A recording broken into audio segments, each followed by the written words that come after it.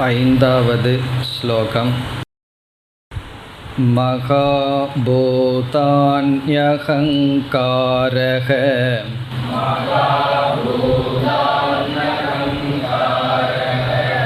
புத்திரவ்யக்தமேவ ச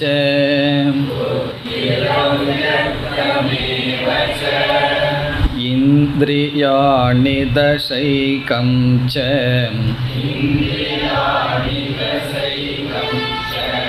பஞ்சசேந்திரியகோச்சராः.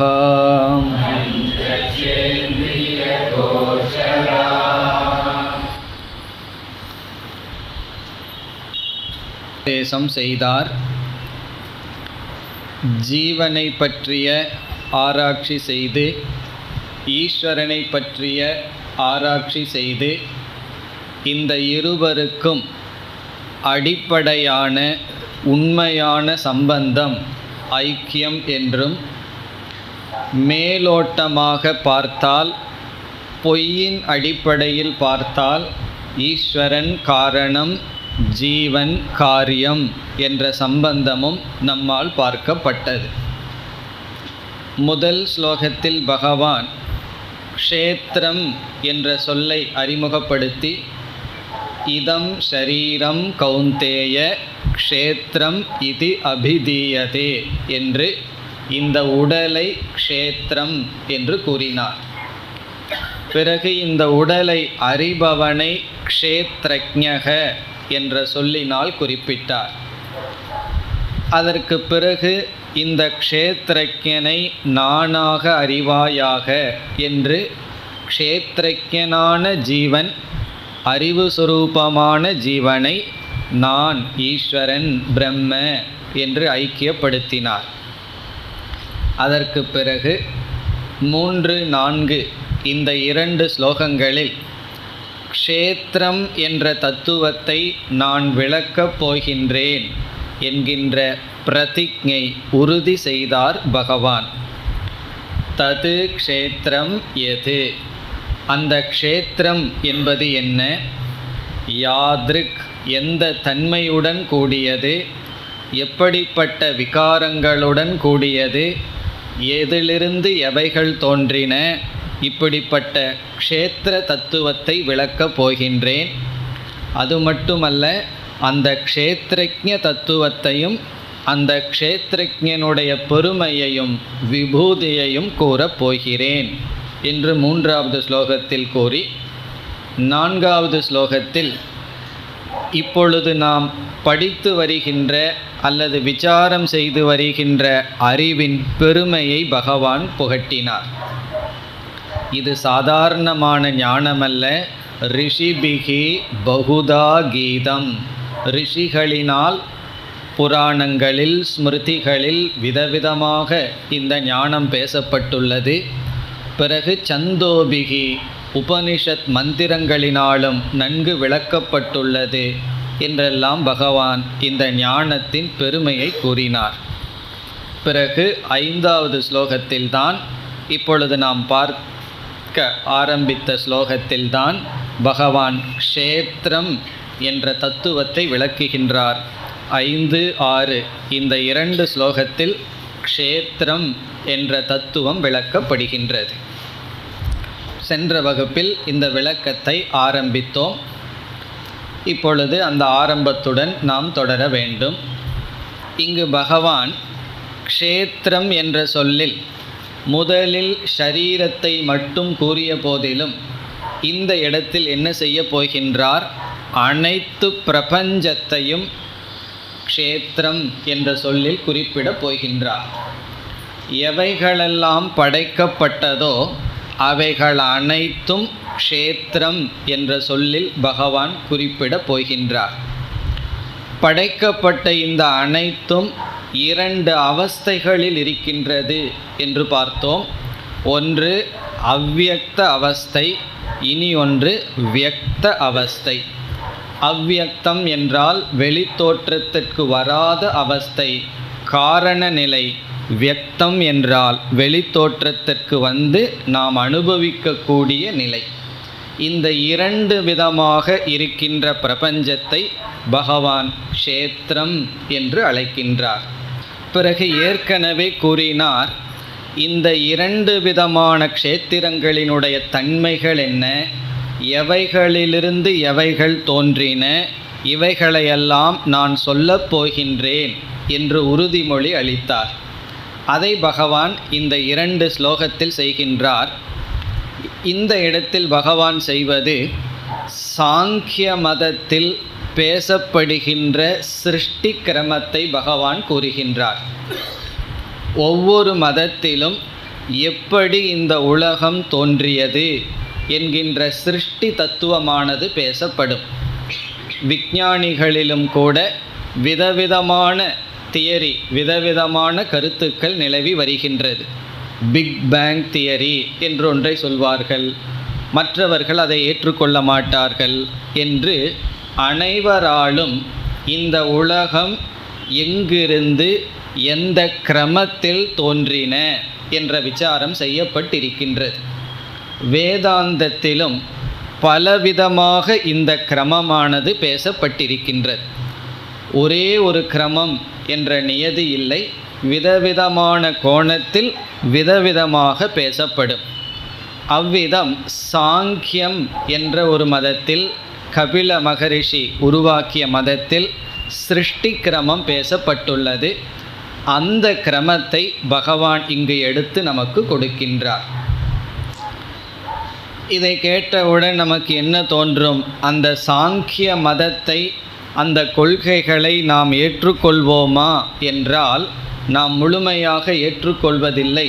காரணம், அவர்கள் பிரகிருதி புருஷக என்று 2 தத்துவத்தை சொல்லி இந்த பிரபஞ்சமும் சத்தியம், புருஷன் என்று அவர்கள் அழைக்கின்ற பிரம்ம தத்துவமும் சத்தியம் என்று துவைதத்தை பேசுகிறார்கள்.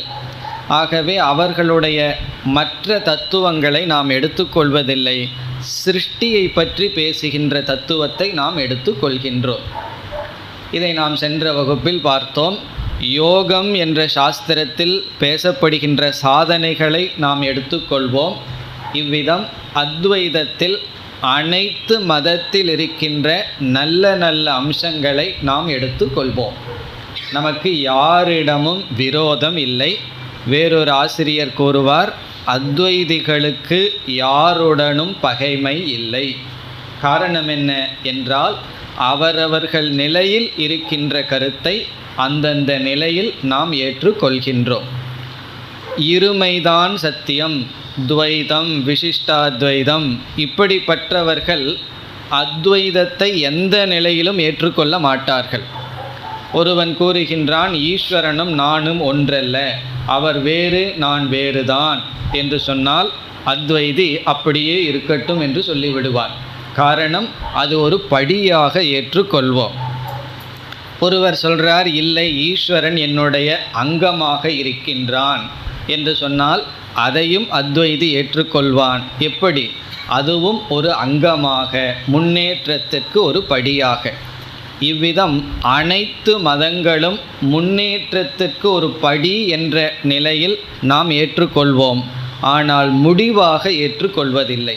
முடிவாக அத்வைதம்தான் உண்மை என்று கூறுவோம்.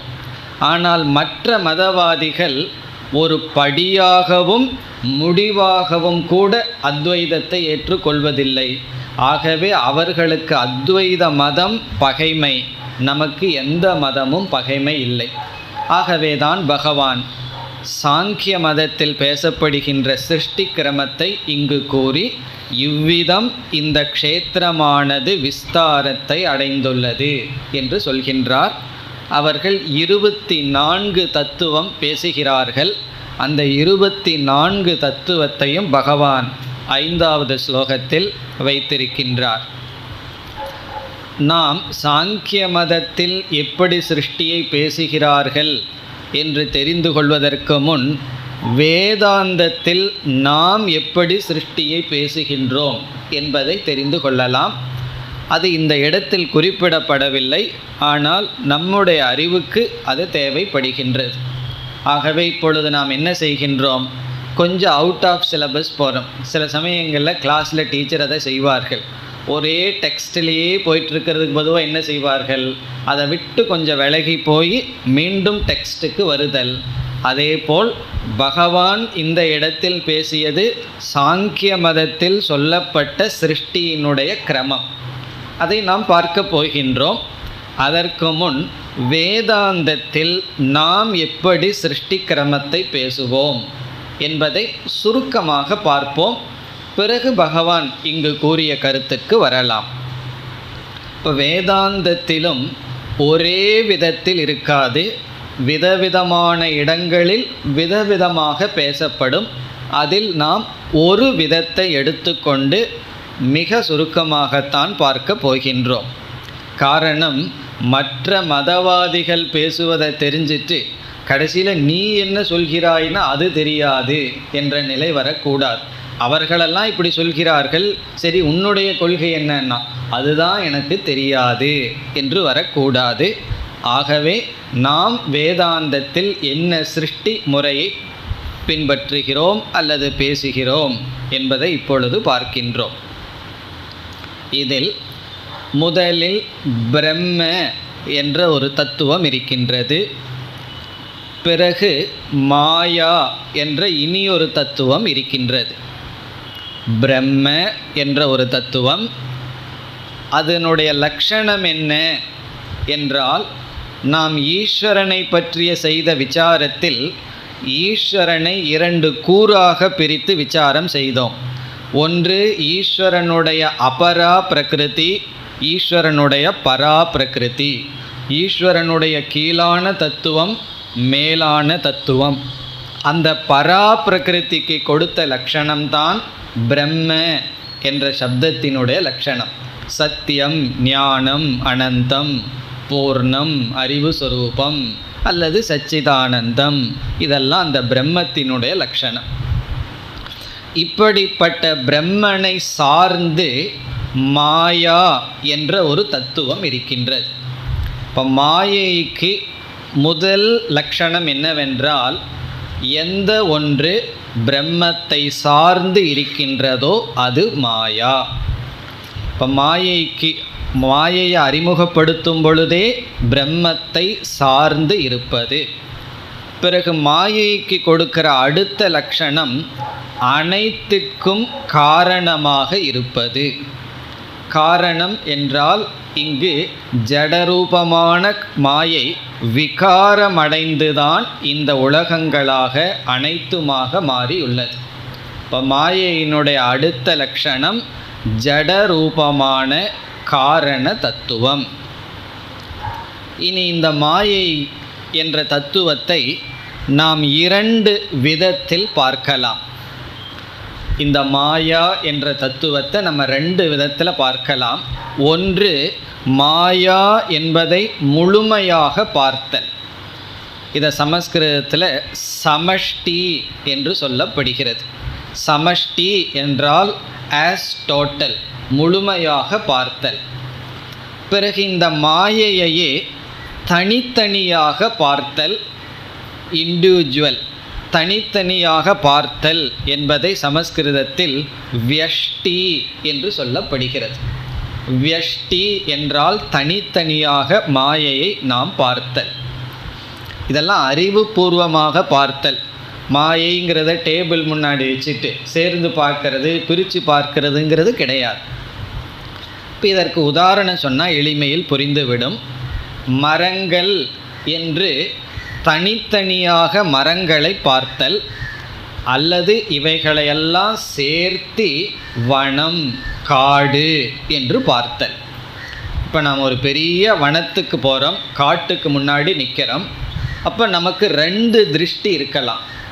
ஒரு திருஷ்டி எல்லாத்தையும் சேர்ந்து வனம் என்று பார்த்தல், அல்லது தனித்தனியாக மரங்கள் என்று பார்த்தல். இருக்கிறது ஒரே ஒன்றுதான், அதை 2 கோணத்தில் பார்க்கின்றோம். சமஷ்டி, வியஷ்டி. சமஷ்டினா எல்லாத்தையும் சேர்ந்து பார்த்தல், வியஷ்டி என்றால் தனித்தனியாக நோக்குதல். இப்போ நம்ம என்ன சொல்கிறோம், எல்லாத்தையும் சேர்ந்து பார்க்கும் பொழுது அந்த மாயை ஈஸ்வரனை பிரம்மத்தை சார்ந்திருந்து அனைத்திற்கும் காரணமாகின்றது. சமஷ்டியான மாயை அனைத்துக்கும் காரணம். பிறகு வியஷ்டியான மாயை, தனித்தனியாக அந்த மாயையை பார்த்தால் அதைத்தான் சாஸ்திரத்தில் ஒவ்வொரு ஜீவனுடைய காரண சரீரம் என்று சொல்லப்படுகிறது. இப்போ எல்லா ஜீவராசிகளுக்கும் 3 சரீரம் இருக்குன்னு நம்ம படிச்சிருக்கோம். ஸ்தூல சரீரம் நம்ம அனுபவிக்கிறது பார்த்து, பிறகு நம்முடைய மனம் சூக்ஷ்ம சரீரம். இந்த இரண்டுக்கும் காரணமாக இருந்து நம்முடைய வாசனைகள் பாப புண்ணியமெல்லாம் எந்த இடத்தில் இருக்கோ அதை காரண சரீரம்னு சொல்கிறோம். இந்த காரண சரீரம் என்பது மாயையை தனித்தனியாக பார்த்தால் அது ஜீவனுடைய காரண சரீரம். ஒட்டுமொத்தமாக பார்த்தால் அது ஈஸ்வரன் சிருஷ்டிக்கு காரணமாக இருக்கின்ற தத்துவம். இப்போ இதுதான் நாம் முதலில் புரிந்து கொள்ள வேண்டிய கருத்து. இனி அடுத்த கருத்துக்கு வந்தால், இந்த மாயையிலிருந்து முதல் எது தோன்றுகிறது? மாயை தோன்றவில்லை, அது என்னைக்கும் பிரம்மத்தை சார்ந்திருக்கின்ற தத்துவம். முதலில் தோன்றுவது சூக்ஷ்மமான 5 பூதங்கள். அதுலேயும் ஆகாசம்தான் முதலில் தோன்றுகிறது. நாம் பஞ்ச பூதங்களை பார்த்து அனுபவிக்கிறோம். இதற்கு காரணமாக இருக்கின்ற சூக்ஷ்மமான பஞ்சபூதங்கள் எதிலிருந்து வந்துள்ளது என்றால் மாயையிலிருந்து வந்த முதல் ப்ராடக்ட். இப்போ மாயா என்ற தத்துவத்திலிருந்து 5 பூதங்கள் தோன்றி உள்ளன. இப்படித்தான் நம்ம சிருஷ்டி கிரமத்தை ஆரம்பிக்கின்றோம். பிறகு என்ன பார்க்கின்றோம்? இந்த மாயை 3 குணங்களினுடைய சேர்க்கை. முக்குண வடிவமானது மாயை. சத்துவகுணம், ரஜோகுணம், தமோகுணம் என்று 3 குணத்தினுடைய ஒட்டுமொத்தம்தான் இந்த மாயை. இப்பொழுது மாயா என்ற தத்துவத்திலிருந்து 5 பூதங்கள் தோன்றியுள்ளன என்றால் இந்த 5 பூதங்களிலும் என்ன இருக்க வேண்டும்? இந்த 3 குணங்கள் இருக்க வேண்டும். சத்துவகுணம், ரஜோகுணம், தமோகுணம் என்று 3 குணம் இருக்கிறது. இப்போ நம்ம கற்பனை பண்ணி பார்க்க வேண்டும். மாயா என்ற ஒரு தத்துவத்திடமிருந்து 5 பூதங்கள் தோன்றின. ஒவ்வொரு பூதத்திலும் 3 குணங்கள் இருக்கின்றன. இனி அடுத்த சிருஷ்டி என்னவென்றால், இந்த சூக்ஷ்மமான 5 பூதங்களிலிருந்து அதனுடைய சத்துவ அம்சத்திலிருந்து நம்முடைய மனம் முதலிய சூக்ஷ்ம சரீரங்கள் படைக்கப்படுகின்றது. இப்போ சூக்ஷ்மமான பிரபஞ்சத்திலிருந்து சூக்ஷ்ம சரீரங்கள் படைக்கப்படுகின்றது. எப்படின்னா 5 சூக்ஷ்மமான பூதத்தில் இருக்கின்ற சத்துவ அம்சத்திலிருந்து நம்முடைய மனம், புத்தி, சித்தம், இந்திரிய சக்திகள் இவைகளெல்லாம் படைக்கப்படுகின்றது. இதெல்லாம் பெரிய விசாரம் இருக்குது. எந்த பூதத்திலிருந்து எந்த இந்திரியம் என்றெல்லாம் விஸ்தாரமாக செல்லும். ஆனால் இப்போ நம்ம சுருக்கமாக பார்க்கறதுனால சத்துவகுண அம்சத்திலிருந்து அனைத்து சூக்ஷ்ம பூதங்களிலிருந்து நமக்கு மனம் படைக்கப்படுகின்றது. பிறகு ரஜோகுண அம்சத்திலிருந்து பிராண தத்துவங்கள் எல்லாம் படைக்கப்படுகின்றது. அதனால தான் பிராணன் என்றைக்குமே ஓய்வெடுக்காமல் செயல்பட்டு கொண்டு இருக்கின்றார். ரஜஸிலிருந்து வந்ததுனால மனது அறிகின்றது. காரணம் சத்துவத்திலிருந்து வந்த காரணத்தினால். இவ்விதம் என்னாச்சு? 5 சூக்ஷ்மமான பூதத்திலிருந்து சாத்விக அம்சமானது மனதை படைக்கிறதுக்கு பயன்படுத்தப்பட்டு விட்டது. ரஜோ அம்சமானது பிராண தத்துவத்தை படைக்க பயன்படுத்தப்பட்டு விட்டது. இப்பொழுது 5 பூதத்தில் என்ன அம்சம் மீதி இருக்கின்றது என்றால் தமோகுண அம்சம் மீதி இருக்கின்றது. பிறகு என்ன ஆகின்றது? இந்த தமோகுண அம்சமான சூக்ஷ்மமான பஞ்சபூதங்கள் ஒரு குறிப்பிட்ட விகிதத்தில் ஒன்றோடு ஒன்று கலந்து இப்பொழுது நாம் அனுபவிக்கின்ற இந்த பஞ்சபூதங்கள் தோன்றின. இப்போ என்ன ஆகின்றது? இப்போ அனுபவிக்கின்ற இந்த பஞ்சபூதங்கள், ஆகாசம், நெருப்பு, நீர், நெருப்பு, காற்று, பிருத்திவி, இவைகளெல்லாம் எப்படி தோன்றின என்றால் சூக்ஷ்மமான பஞ்சபூதங்களினுடைய தமோ அம்சத்தினுடைய சேர்க்கையில் நாம் அனுபவிக்கின்ற இந்த பூதங்கள் தோன்றின. அதற்கு பிறகு என்னாச்சுன்னா இந்த ஸ்தூல பூதங்களிலிருந்து நம்முடைய ஸ்தூல சரீரங்கள் எல்லாம் தோன்றின. ஸ்தூல பூதம்னா நம்ம பார்த்து அனுபவிக்கின்ற இந்த ஆகாசம், காற்று, நெருப்பு, நீர், பூமி, இதனுடைய சேர்க்கை தான் நம்முடைய சரீரங்கள். இப்போ இந்த விதத்தில் சிருஷ்டியானது பேசப்பட்டிருக்கின்றது. சிருஷ்டி பிரகரணம்ங்கிறது ரொம்ப பெரியது. இதில் ஒவ்வொரு அம்சம் எப்படியெல்லாம் வந்தது என்றெல்லாம் விஸ்தாரமாக நூல்களில் பேசப்படும். இப்போ நம்ம சுருக்கமாக ஞாபகம் வச்சுக்கிறதுக்கு என்ன செய்யலாம்? காரண ரூபமான மாயையிலிருந்து சூக்ஷ்ம பிரபஞ்சம் முதலில் தோன்றியது. அப்போ ஃபஸ்ட்டு சூக்ஷ்ம பிரபஞ்சம் என்றால் சூக்ஷ்மமான பஞ்சபூதங்கள். பிறகு சூக்ஷ்மமான பூதங்களிலிருந்து சூக்ஷ்ம சரீரங்கள், நம்முடைய மனம், பிராணன், இவைகள். இவ்விதம் காரண மாயாவிலிருந்து சூக்ஷ்ம பிரபஞ்சம், சூக்ஷ்ம பிரபஞ்சத்திலிருந்து சூக்ஷ்ம சரீரங்கள், பிறகு ஸ்தூல பிரபஞ்சம் அல்லது ஸ்தூல பூதங்கள், பிறகு ஸ்தூல சரீரம். இதுதான் வேதாந்தத்தில் பேசப்படுகின்ற கிரமம். இப்போ வேதாந்தத்தில் நம்ம என்ன பேசுவோம்? சூக்ஷ்ம பிரபஞ்சம், சூக்ஷ்ம சரீரம், ஸ்தூல பிரபஞ்சம், ஸ்தூல சரீரம், இவ்விதம் சிருஷ்டி தோன்றி உள்ளது. பிறகு இதில் ஜீவனை ஒரு இடத்துல பேசாமல் விட்டு வச்சோம். இந்த மாயையை தனித்தனியாக பார்த்தா ஒவ்வொரு ஜீவனுடைய காரண சரீரம்னு பார்த்தோம். அந்த காரண சரீரத்தை உடைய ஜீவன் இந்த சூக்ஷ்ம சரீரம் படைக்கப்பட்டவுடன் சூக்ஷ்ம சரீரத்தை அவன் அடைகின்றான்.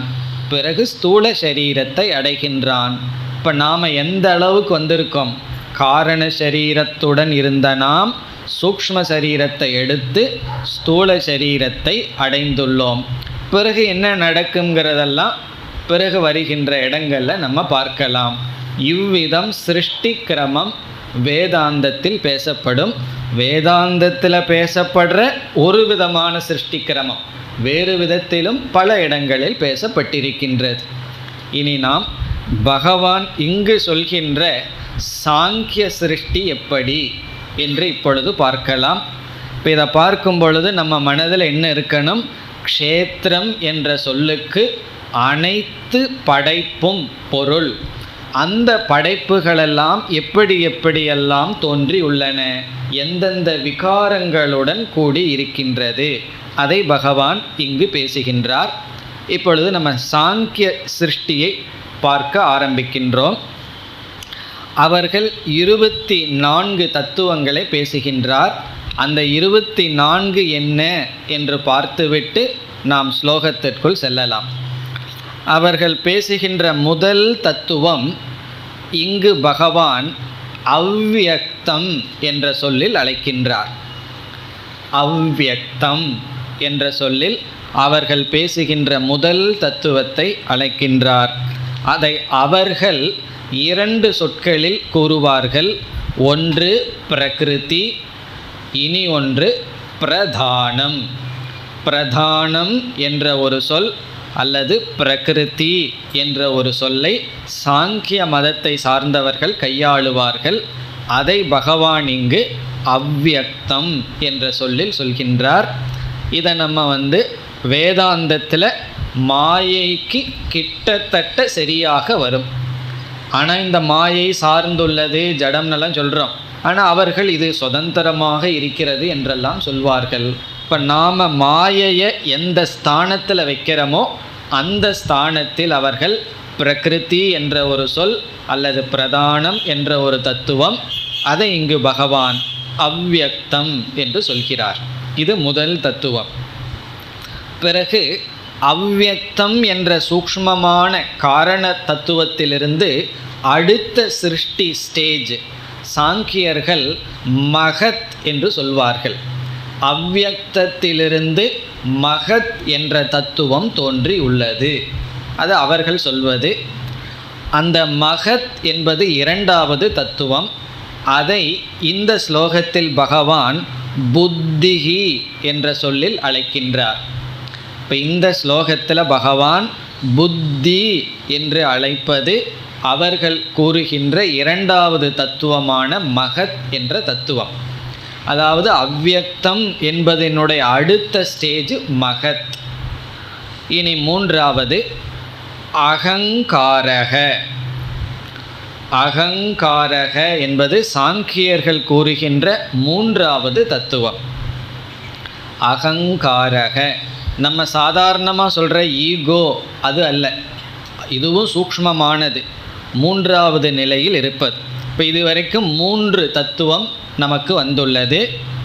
அவ்யக்தம், புத்திஹி, அகங்காரக. இந்த சொல்லையெல்லாம் இங்கே பகவான் கையாண்டுள்ளார். சாங்கியர்கள் பிரகிருதிஹி, மகத், அகங்காரம் என்று சொல்வார்கள். இனி அடுத்தது என்னவென்றால், இந்த அகங்காரத்திலிருந்து 16 தத்துவங்கள் தோன்றுகின்றன. அகங்காரத்திலிருந்து 16 தத்துவங்கள் தோன்றுகின்றன. அவைகள் ஒவ்வொன்றாக இப்பொழுது பார்க்கலாம். இப்போ 16 நம்ம பார்க்கணும். 16 பார்த்து இதுக்கு முன்னாடி எவ்வளோ பார்த்துருக்கோம்? 3 பார்த்துருக்கோம். அதை கூட்டணும். கால்குலேட்டர் வேண்டாமே, 16 3 கூட்டி பிறகு இனி ஒன்று சிலதை பார்க்க போகிறோம். மொத்தம் 24 வர போகின்றது. இப்போ இந்த 16 என்னென்னு பார்க்கலாம். 1 மனக, மனம், நம்ம சொல்கின்ற மனம். 2வது 5 ஞானேந்திரியங்கள். 5 ஞானேந்திரியங்கள் எல்லாம் சேர்ந்து 16 வர போகுது. 5 ஞானேந்திரியங்கள். அடுத்தது 5 கர்மேந்திரியங்கள். 5 கர்மேந்திரியங்கள். அடுத்தது 5 சூக்ஷ்மமான பூதங்கள். 5 சூக்ஷ்மமான பூதங்கள். நம்ம சொன்னமல்லவா, மாயையிலிருந்து நேராக சூக்ஷ்ம பூதம் வருதுன்னு சொல்லி, அதைத்தான் சாங்கியர்கள் இடையில 3 தத்துவத்தை சொல்லி பிறகு சூக்ஷ்ம பூதம் வருகிறது என்று சொல்கிறார்கள். இப்போ இதையெல்லாம் கூட்டினா என்ன ஆகுது? 16 நமக்கு கிடைக்கிறது. 5 சூக்ஷ்ம பூதங்கள், 5 கர்மேந்திரியங்கள், 5 ஞானேந்திரியங்கள், 15 மனக என்ற ஒரு தத்துவம். இதில் இந்த ஞானேந்திரியம்னா என்ன, கர்மேந்திரியம்னா என்னெல்லாம் உங்களுக்கு தெரிஞ்சிருக்கும். நம்ம பல முறை அதை படிச்சிருக்கோம். 5 ஞானேந்திரியங்கள் மெய்வாய் கண்மூக்கு செவி. அதே போல் கர்மேந்திரியங்கள் என்றால் கைகள், கால்கள், வாக் முதலியன. பிறகு 5 சூக்ஷ்ம பூதங்கள், இப்பொழுது இருக்கின்ற பூதங்களுக்கு காரணமாக இருக்கின்ற சூக்ஷ்ம பூதங்கள். இதோடு 16. பிறகு 5 சூக்ஷ்ம பூதங்களிலிருந்து 5 ஸ்தூல பூதங்கள் தோன்றுகின்றன. இப்பொழுது நாம் அனுபவிக்கின்ற இந்த 5 ஸ்தூல பூதங்கள் 5 சூக்ஷ்ம பூதத்திலிருந்து தோன்றுகின்றன. இப்போ இந்த 5ஐயும் கூட்டினா எவ்வளவுனா 24 நமக்கு வருகின்றது. அப்போ கணக்கெடுத்தோம் அப்படின்னா, முதலில் 3 அவ்யக்தம், புத்திஹி, அகங்காரம் என்பது. பிறகு இடையில 16, 5 5ஆக 3 பார்த்தோம். பிறகு மனக, கர்மேந்திரியம், ஞானேந்திரியம், சூக்ஷ்மபூதம் 15 ப்ளஸ் மனக 16, அப்போ 19 மொத்தமாக. பிறகு 5 ஸ்தூல நாம் அனுபவிக்கின்ற இந்த பூதங்கள் சேர்த்தினால் 24. இந்த 24 தத்துவமாக படைக்கப்பட்ட அனைத்தையும் இவர்கள் பிரிக்கிறார்கள். வேறு மதத்தில் இருப்பவர்கள் 36 பிரிப்பார்கள். மற்றவர்கள் 64ன்னு பிரிப்பார்கள். 96ன்னு பிரிக்கிற ஆள்கள் இருக்குது. எவ்வளோ வேணாலும் பிரிக்கலாம், நம்ம இஷ்டம்தான். எதை நம்ம பிரிக்கிறோம்? எவைகளெல்லாம் படைக்கப்பட்டிருக்கோ அது விதவிதமான கேட்டகரியில் நம்ம அடக்கலாம். இங்கு இவ்விதம் அடக்கப்பட்டுள்ளது. இதை பகவான் இந்த ஸ்லோகத்தில் கூறுகின்றார். இனி இப்பொழுது ஸ்லோகத்தை பார்ப்போம். பூதானி அகங்காரக புத்திஹி அவ்யக்தம் ஏவச்ச. மகாபூதானி அகங்காரக புத்திஹி, அதுக்கு அடுத்த சொல் அவ்யக்தம். அதை முதல்ல எடுத்துக்குவோம். அவ்யக்தம், அதைத்தான் நம்ம முதலில் பார்த்தது. அவர்கள் கூறுகின்ற பிரகிருதி அல்லது பிரதானம் அவ்யக்தம். இரண்டாவது புத்திஹி, அவர்கள் கூறுகின்ற மகத். நாம் பார்த்த கிரமத்தின்படி எடுத்து செல்லலாம். புத்திஹி. மூன்றாவது அகங்காரக, மகாபூதானி அகங்காரக. இந்த மூன்றையும் நம்ம வரிசையாக பார்த்தோம். அவ்யக்தம், புத்திஹி, அகங்காரம். இனி மகாபூதானி என்று இருக்கின்றது. அது 5 சூக்ஷ்ம பூதங்கள். மகாபூதானின்னு பகவான் சொல்கிற இடத்துல 5 சூக்ஷ்ம பூதங்களை கூறியுள்ளார். பிறகு இரண்டாவது வரிக்கு வந்தால் இந்திரியாணி தச. இந்திரியாணி தச, 10 இந்திரியங்கள். 10 இந்திரியங்கள் என்ற இடத்தில் 5 ஞானேந்திரியங்கள், 5 கர்மேந்திரியங்கள். பிறகு அடுத்த சொல்லே தச ஏகம். அந்த ஏகம்ங்கிற சொல் மனக என்பதை குறிக்கின்றது. பகவான் ஒன்று என்று தான் சொல்லியிருக்கார். அந்த இடத்துல மனக என்ற தத்துவத்தை எடுத்து கொள்ள வேண்டும். இப்போ இந்திரியாணி தச, 10 இந்திரியங்கள், மனக.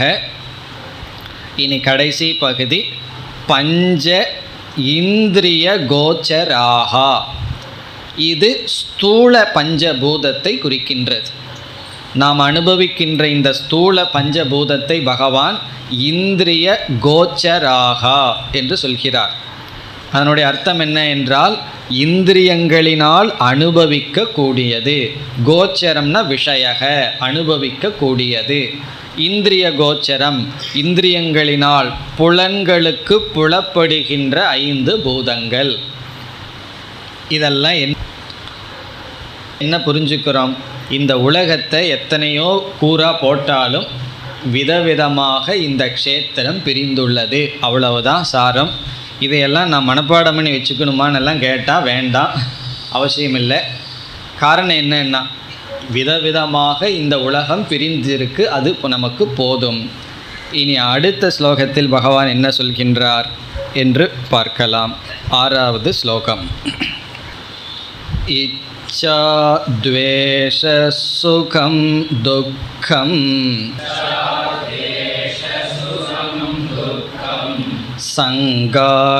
சங்காதச்சேதனா த்ருதிஹி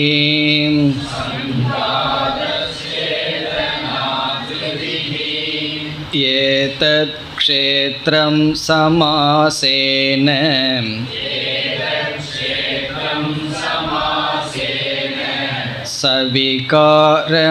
சவிகாரமுதாஹ்ருதம்.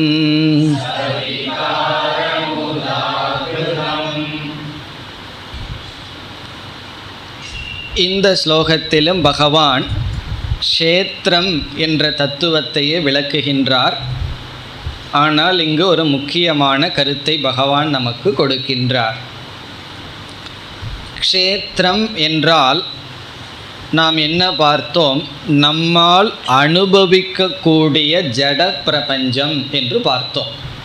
எவைகளெல்லாம் நாம் அனுபவிக்கின்றோமோ, திருக் பார்ப்பவனுக்கு வேறாக திருஷ்யமாக இருக்கின்றதோ அதை க்ஷேத்திரம்னு சொன்னோம். அந்த க்ஷேத்திரம் வெளித்தோற்றத்திற்கு வந்ததாகவும் வராததாகவும் எல்லாம் இருக்குன்னு சொன்னோம். இப்போ இந்த இடத்தில் என்ன சொல்கின்றார்? க்ஷேத்திரம் என்ற இடத்தில் நம்முடைய மனதையும் பகவான் க்ஷேத்திரம் என்று சொல்லி இருக்கின்றார். சென்ற ஸ்லோகத்தில் நம்முடைய மனதும் க்ஷேத்திரம் ஆகியுள்ளது. மனதில் அனுபவிக்கின்ற விதவிதமான உணர்வுகள், அவைகளையும் பகவான் க்ஷேத்திரம் என்றே சொல்கிறார். மனதும் ஜடம், மனதில் அனுபவிக்கின்ற விதவிதமான உணர்வுகள், அவைகளும் க்ஷேத்திரம் என்று சொல்கின்றார். இப்போ சங்காதக என்ற ஒரு வார்த்தை இங்கு பகவான் பயன்படுத்தியுள்ளார். சங்காதக என்றால் சேர்க்கை. நம்முடைய ஸ்தூல சரீரம், மனம் இவைகளினுடைய சேர்க்கையாக இருப்பதும் க்ஷேத்திரம் என்று சொல்கின்றார். அப்படி சொல்லும் பொழுது மனதில் இருக்கின்ற சில உணர்வுகளை எல்லாம் க்ஷேத்திரம் என்றே சொல்கிறார். இச்சா, துவேஷம், விருப்பு, வெறுப்பு, உறுதி என்று மனதிற்கு விதவிதமான குணங்கள் இருக்கின்றது. இப்படி ஸ்தூல சரீரத்துக்கு விதவிதமான நேச்சர், விதவிதமான குணங்கள் இருக்கோ, அதே போல் நம்மளுடைய மனதுக்கும் விதவிதமான குணங்கள் இருக்கின்றது. அந்த குணங்கள், உணர்வுகள் இவைகளெல்லாம் பகவான் க்ஷேத்திரம் என்ற லிஸ்ட்டில் போடுறார். பிறகு இங்கு ஒரு வார்த்தையை பகவான் பயன்படுத்தியுள்ளார். என்ன சொல் என்றால் சேதனா என்ற ஒரு வார்த்தையை பயன்படுத்தி இருக்கின்றார். அதுவும் க்ஷேத்திரம் என்று சொல்கின்றார். அந்த இடத்துல தான் நமக்கு விசாரம் தேவைப்படுகிறது. விசாரம் எப்போ தேவைப்படும்னா, இதுக்கு முன்னாடி சொன்ன கிளாஸ் எல்லாம் ஞாபகம் இருந்தால் விசாரம் தேவைப்பட்டுரும், சந்தேகம் வந்துடும். சேதனா என்றால் அறிவு என்று பொருள். அச்சேதனம் என்றால் ஜடம். சேதனா, சேத்தனை இருக்கா என்றெல்லாம் நம்ம சொல்லுவோம். சேதனா என்றால் அறிவு, கான்சியஸ் பிரின்சிபிள், அறிவுடைய ஒரு தத்துவம். அதையும் பகவான் இங்கு க்ஷேத்திரங்கிற லிஸ்ட்டில் சொல்லியிருக்கார். அப்போ சந்தேகம் நமக்கு வரணுமா வரக்கூடாதா? எனக்கெல்லாம் சந்தேகம் இல்லைன்னு சொன்னால் என்ன அர்த்தம்னா, ரெண்டு அர்த்தம் இருக்குது. நல்லா புரிஞ்சு வச்சுருக்கோம்னு ஒரு அர்த்தமாக இருக்கலாம், அல்லது இதற்கு முன்னாடி போனது போகவே இல்லைன்னு அர்த்தமாக இருக்கலாம். ஒவ்வொரு கிளாஸுக்கு நான் ஃப்ரெஷ்ஷாக வருவேன்னு ஒருத்தர் சொன்னார். அதனுடைய அர்த்தம் என்னன்னு தான் தெரியல. ஃப்ரெஷ்ஷாக வருவேன்னா குளிச்சுட்டு ஃப்ரெஷ்ஷாக வர்றாரா, அல்லது மைண்டில் இருக்கிற பழைய கிளாஸையெல்லாம் நீக்கிட்டு அந்தந்த கிளாஸை அதோடு விட்டுட்டு ஃப்ரெஷ்ஷாக வர்றாரான்னு. அப்படி இந்த இடத்துல நமக்கு என்ன சந்தேகம் வரலாம் என்றால், பகவான் இந்த அறிவாக ஒன்று இருக்கிறதே அதுவும் க்ஷேத்திரம், ஜடம் என்று சொல்லி இருக்கின்றார். இப்பொழுது அந்த சொல்லினுடைய விசாரத்திற்கு செல்கின்றோம். அதுதான் இங்கே நமக்கு முக்கியமான கருத்து. இதில் பல குழப்பங்களெல்லாம் நமக்கு நிலவி வருகின்றது. அது தமிழில் நம்ம ஆத்மா, உயிர் இப்படிப்பட்ட வார்த்தையெல்லாம் சொல்லிகிட்ருக்கோம். இப்போ அதில் சில குழப்பமெல்லாம் இருக்குது. உயிர்னா என்ன? உயிர் போயிடுதுன்னு சொல்கிறோம், ஆத்மா போயிடுதுன்னு சில பேர் சொல்வார்கள். அந்த இடத்துல எல்லாம் நமக்கு குழப்பம் வருவதற்கு காரணம் இருக்கின்றது. அதை இப்பொழுது நாம் பார்க்கின்றோம். நம்முடைய விசாரம் எந்த டைரெக்ஷனில் போகிறது என்றால், முதலில் நாம் புரிந்து கொள்ள வேண்டியது என்னவென்றால், நம்முடைய இந்த ஸ்தூல சரீரம், இந்த ஸ்தூல பிரபஞ்சம் இவைகள் உண்மையிலேயே ஒரிஜினலாக, உண்மை என்றால் அதனுடைய சுபாவமாக ஜடமாக இருக்கின்றது. அறிவு அதற்கு கிடையாது. அதாவது ஒன்றை புரிஞ்சுக்கிறது, தெரிஞ்சுக்கிற இந்த அறிவு கிடையாது, உணரும் தன்மை கிடையாது. எதற்கு? இந்த பஞ்ச ஸ்தூலபூதமான பிரபஞ்சத்துக்கு. பஞ்சபூதத்துக்கு உணரும் தன்மை இல்லைன்னா அதனுடைய மாடிஃபிகேஷன், அதனுடைய சேர்க்கையாக வந்த நம்முடைய ஸ்தூல உடலுக்கும் உணர்கின்ற தன்மை கிடையாது, ஜடம்தான். ஆனால் நம்ம அனுபவத்தில் அப்படி இல்லை. ஸ்தூல உடலுக்கு உணர்கின்ற தன்மை இல்லைன்னு சொல்கிறீர்கள். ஒரு ஊசியை எடுத்து குத்தி பார்த்தா தெரியும் உணர்கின்ற தன்மை இருக்கிறதா இல்லையான்னா. ஸ்தூல உடலுக்கு ஒரு ஆபத்து வரும்பொழுது, அல்லது அது நம்ம உணர்கின்றோம், தொட்டு உணர்கின்றோம், ஸ்பர்ஷ இந்திரியம் இருக்கின்றது. இப்போ அந்த இடத்துல ஒரு குழப்பம் வரும்.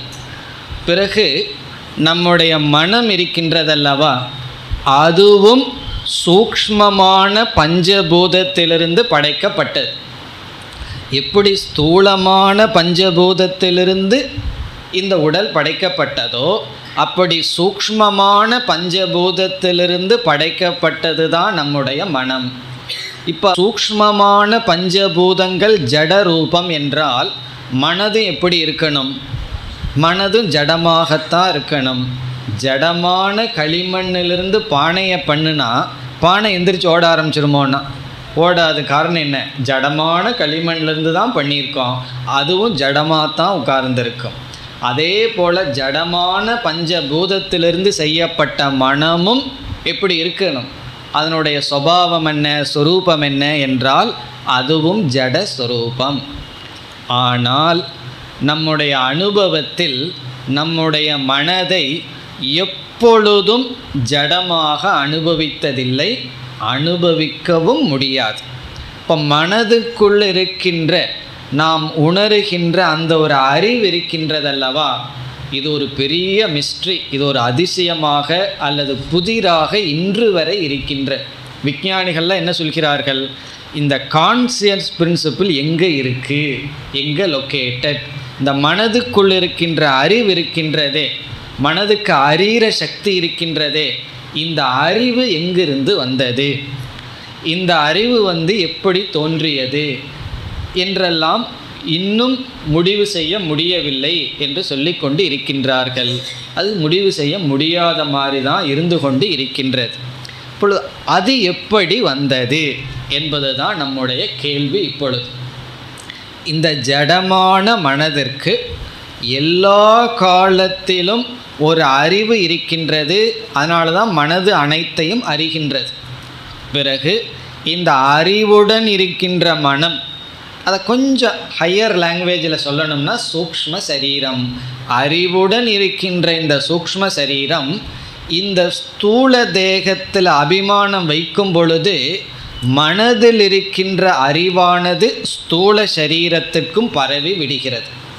இப்போ இந்த உடலுக்கு அறிவு வரவில்லை, எதன் நிமித்தமாக வந்துள்ளது? நம்முடைய மனம் அறிவு ரூபமாக இருக்குது. அது எப்படி அறிவு ரூபமாக இருக்குன்னு பிறகு கண்டுபிடிப்போம். மனதுக்குள்ளே அறிவு இருக்குது, இந்த அறிவு ரூபமான மனம் இந்த உடலோடு சம்பந்தம் வைக்கும் பொழுது இந்த உடலுக்கும் அறிவு உணர்வு வருகிறது. அது எப்படி தெரிகிறதுனா, மனம் உடலோடு இருக்கின்ற சம்பந்தத்தை எடுத்து விட்டால் உடல் என்னாகும்? ஜடமாக மாறிவிடும்.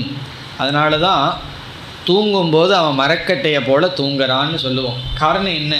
தூங்கும் பொழுது இந்த உடலில் மனதினுடைய சம்பந்தம் இல்லை.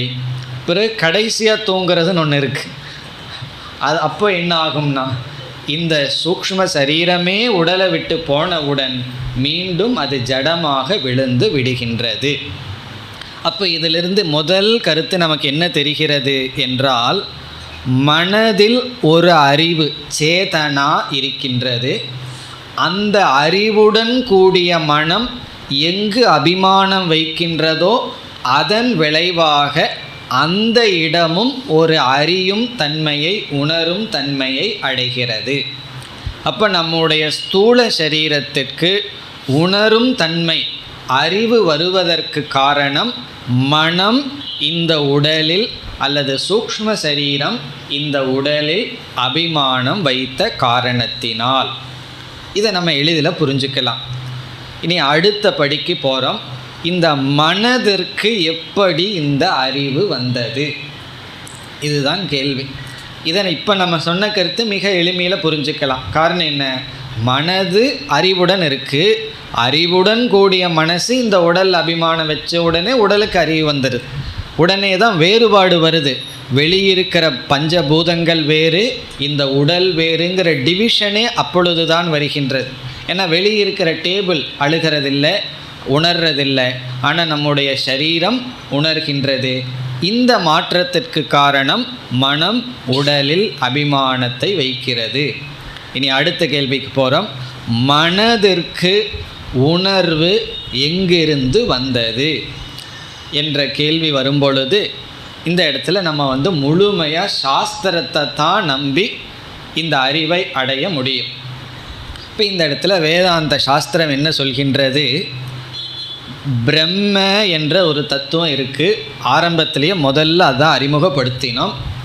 அந்த பிரம்ம என்ற ஒரு தத்துவத்தினுடைய சொரூபமே, அதனுடைய தன்மையே அறிவு சொரூபம். அதுதான் உண்மையான அறிவு சொரூபம்.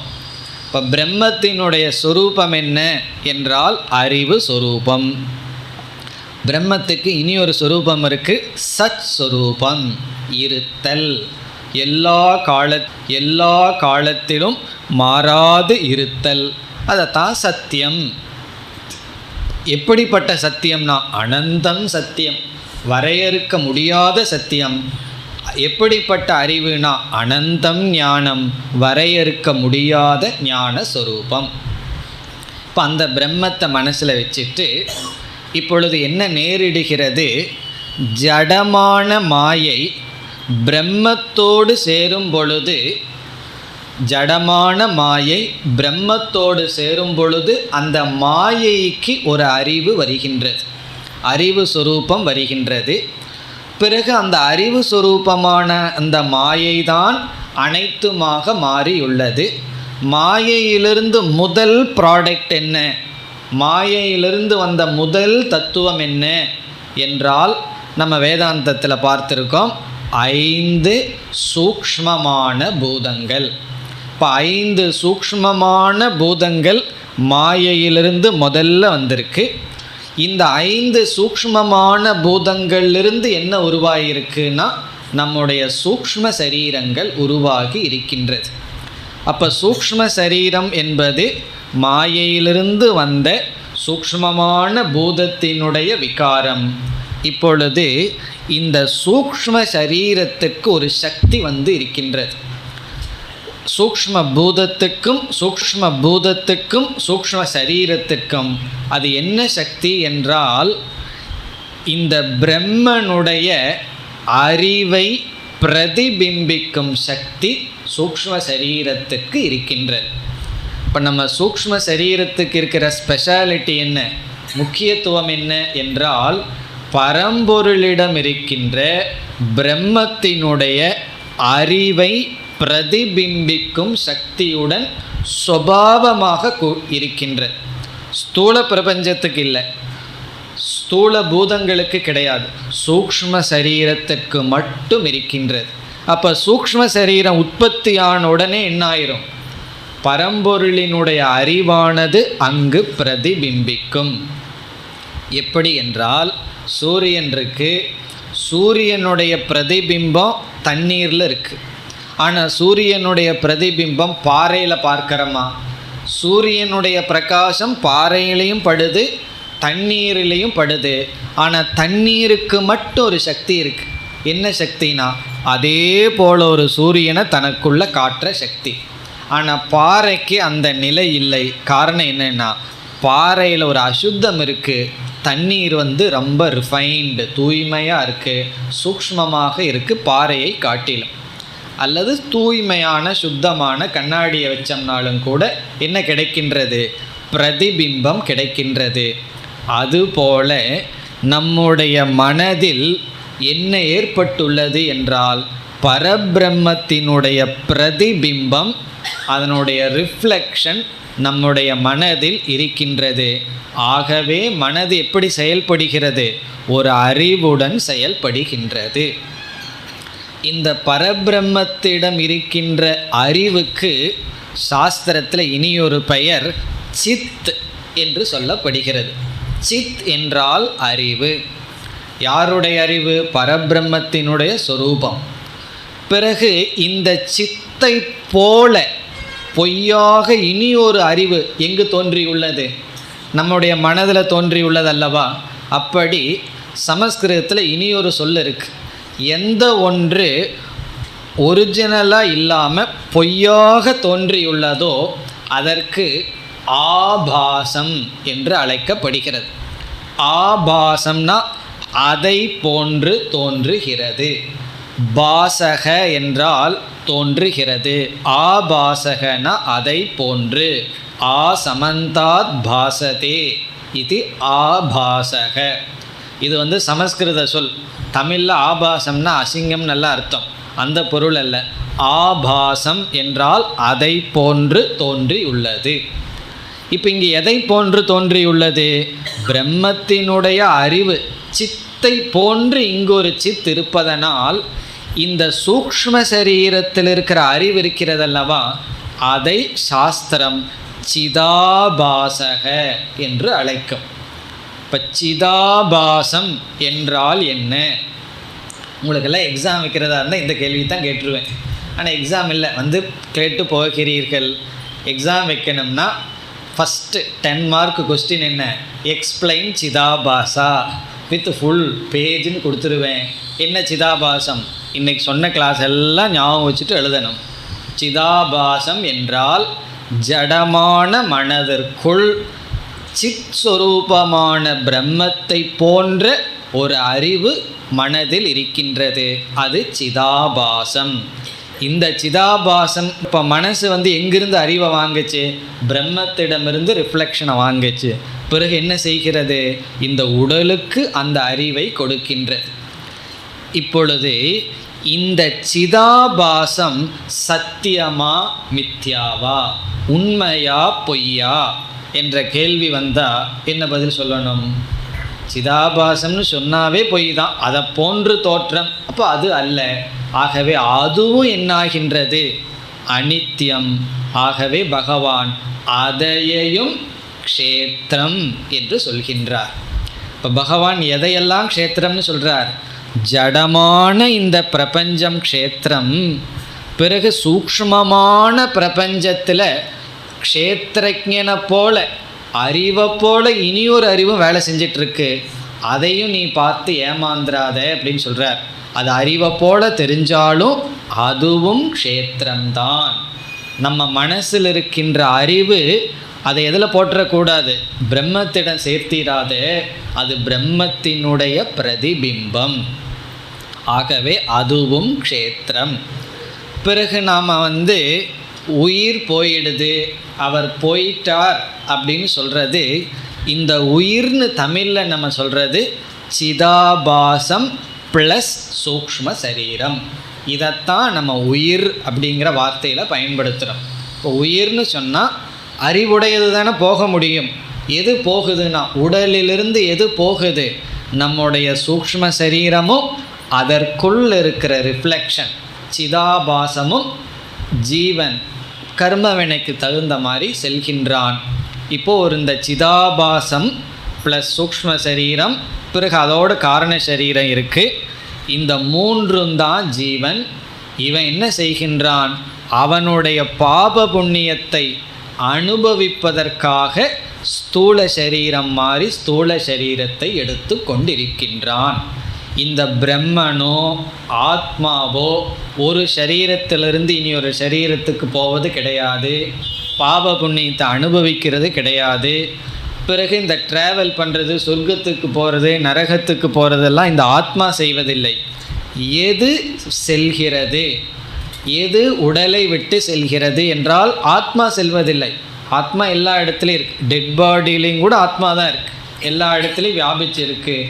பிறகு ஒரு இடத்திலிருந்து இனி ஒரு இடத்திற்கு செல்வது என்பது நம்ம தமிழில் உயிர் என்று சொல்வது அறிவு உடன் கூடிய சேதனத்துடன் கூடிய அந்த கரணம் அல்லது சூக்ஷ்ம சரீரம்.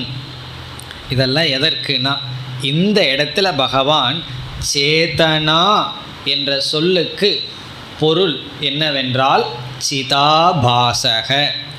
சிதாபாசத்தை பகவான் சேதனா அதுவும் க்ஷேத்திரம் என்று சொல்கின்றார். இப்போ இந்த இடத்த தான் நம்ம கவனமாக புரிஞ்சுக்கணும். இல்லை என்றால் அறிவு சுரூபமானது எப்படி க்ஷேத்திரங்கிற சந்தேகம் வந்துடும். இங்கு உண்மையான அறிவை சொல்லவில்லை, அறிவினுடைய பிரதிபிம்பத்தை பகவான் குறிப்பிடுகிறார். அப்போ இதிலிருந்து 2 அறிவு இருக்குது. அதனால தான் உபனிஷத்து அறிவுக்கு அறிவாய் என்றெல்லாம் சொல்லும். அறிவுக்கு அறிவாய்னா இந்த பொய்யான அறிவுக்கு அறிவாய். இப்போ எது உண்மையான சூரியன்னு கேட்டால் என்ன சொல்லணும்? ஒரு குழந்தை எதை பார்த்துட்ருக்கு? பானைக்குள்ளே சூரியனை பார்த்துட்ருக்கு. அதுக்கு உண்மையான சூரியனை சொல்ல வைக்கணும்னா என்ன சொல்லணும்? சூரியனுக்கு எது சூரியனோ அதுதான் அப்படி சொல்லி ஆகணும். அதுபோல சேதனா என்று இங்கு பகவான் சொல்வது சிதாபாசக. இனி நாம் முதல் வரிக்கு சென்றால் சங்காதகங்கிற சொல்ல எடுத்துக்கிறோம். சங்காதக என்றால் சூக்ஷ்ம ஸ்தூல சரீரம், நம்முடைய உடல். சங்காதக என்றால் நம்முடைய ஸ்தூல சூக்ஷ்ம சரீரம். பிறகு சேதனா என்றால் இந்த சூக்ஷ்ம சரீரத்தில் இருக்கிற சிதாபாசம். இனி மற்ற சொற்களெல்லாம் மனதில் இருக்கின்ற விதவிதமான உணர்வுகள். என்ன உணர்வுகள்? இச்சா ஆசை, ஆசைப்படுதல், துவேஷக வெறுப்பு, சுகம் இன்பம், இன்பம், துக்கம் துயரம். பிறகு சேதனா சங்காதகங்கிறத பார்த்துட்டோம். திருதிகி கடைசி சொல் உறுதி, உறுதியாக இருத்தல். இனி இரண்டாவது வரைக்கும் வந்தால் ஏதத் க்ஷேத்திரம், இவைகள் அனைத்தும் க்ஷேத்திரம். மனதும் க்ஷேத்திரம், மனதுக்குள் இருக்கிற அறிவும் க்ஷேத்திரம்தான். அந்த அறிவுக்கு அறிவாக இருக்கிறது தான் பிரம்மன்.